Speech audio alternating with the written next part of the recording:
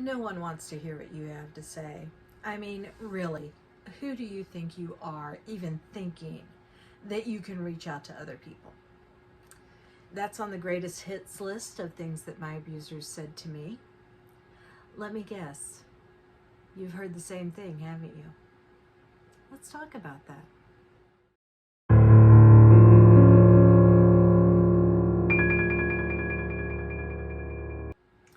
Hi, I'm Marna. Thank you for joining me. That's Tassie in the background.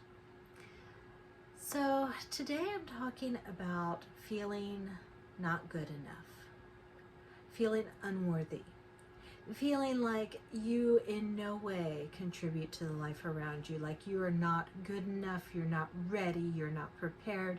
There is nothing you could do that would be of value to other people. Well, let me tell you, that is the furthest thing possible from the truth, because each and every one of us does have value. Each and every one of us has our own unique perspective, and it's by bringing those perspectives together that we advance as a culture. So what do you do when the internal soundtrack of abuse in your head is sitting there telling you that you have nothing to contribute? How do you fight your way past that? It's not easy. In fact, that is part of the shadow work that I'm doing in depth with some of my clients, because let's face it, I'm not worthy is probably the most common shadow that I see. So let me just take you on a quick walk through what it is that I do with my clients, so you can begin putting this into practice for yourself and begin the healing process without having to have a mentor, although I am here when you're ready for one. The first part of confronting this particular shadow is figuring out when it first popped up in your life. When was the first time you were told you weren't enough, you weren't good enough, you weren't smart enough, you weren't whatever enough? When is the first time you were told that you were a disappointment to someone? When is the first time that someone else made you feel like you had failed or let them down? And for most of us, you've got to go pretty far back in childhood for that. One of the first incidents that I remember, I was in second grade, and I brought home my spelling test, and I was so proud because I had the highest grade in the class, a 98% on that spelling test. And my mother looked at it and she said, "Why wasn't it 100?" And all of that good feeling that I had about having a high grade just plummeted because it wasn't good enough. And that was kind of a running theme through my childhood. Anything less than perfection wasn't good enough. And as much as I hate to admit it sometimes, I am mostly human. So let's face it, perfection ain't happening. Humans aren't perfect. None of us. Some are better at faking it than others.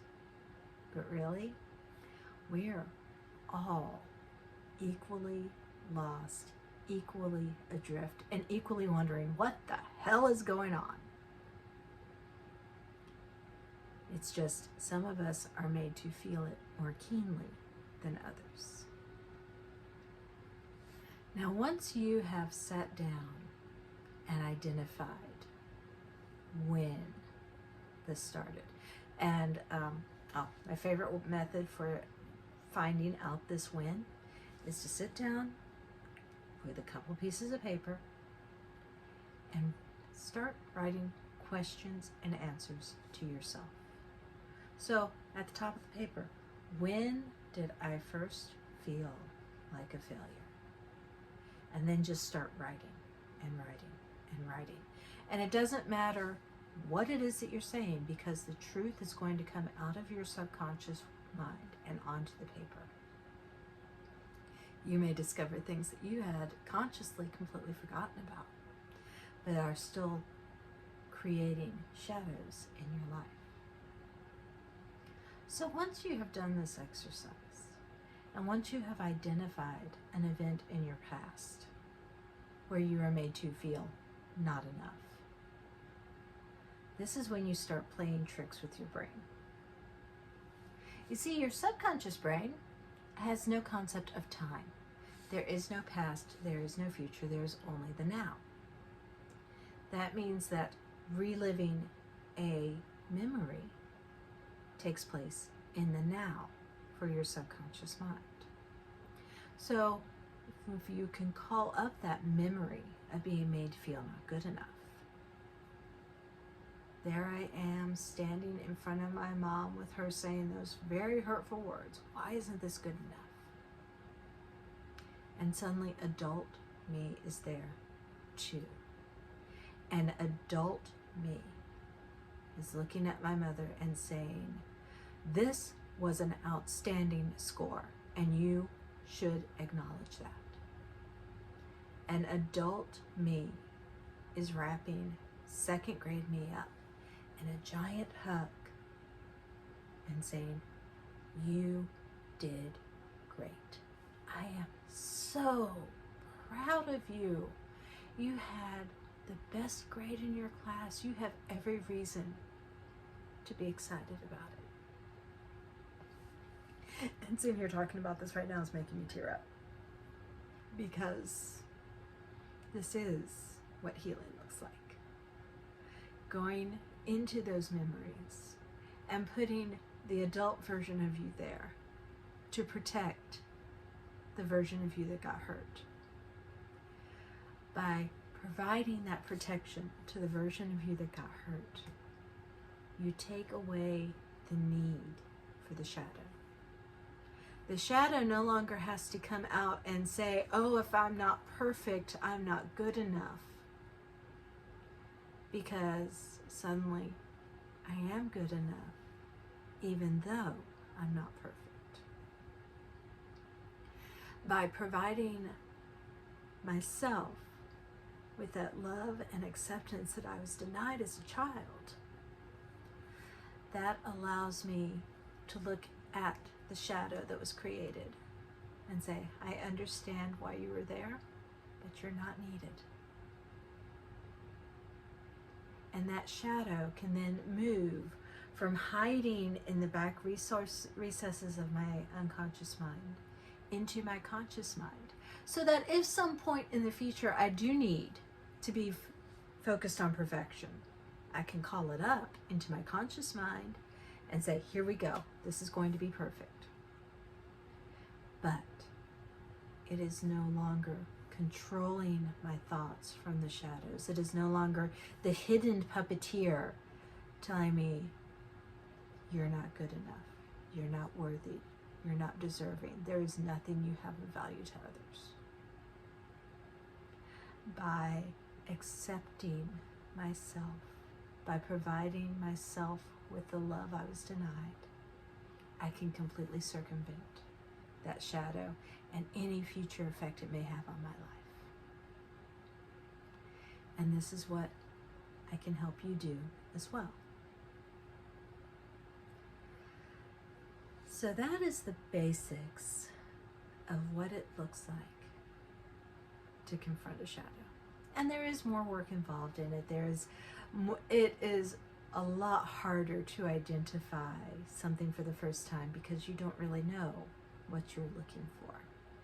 And it can be really, really challenging to go into that memory, especially if you're doing it on your own, and stand up to the abuser of your past, especially when that abuser of your past was someone that you loved unconditionally.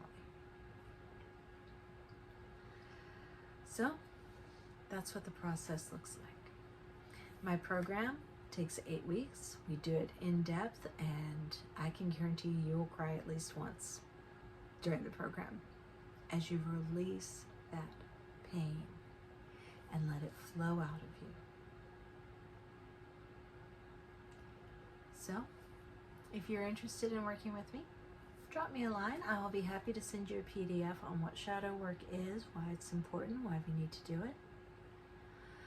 You can reach me at marnarenee@gmail.com. If you are brave enough to tackle this on your own, that is fantastic. Let me know. Tell me how it's working for you. And if there's anything I can do to help you in your journey out of the shadows, feel free to drop me a line. I am Marna. I've recognized that I can help people, and I'd like to help you recognize that you also have value, whether you believe it or not. Thank you for joining me, and I will see you in the next video.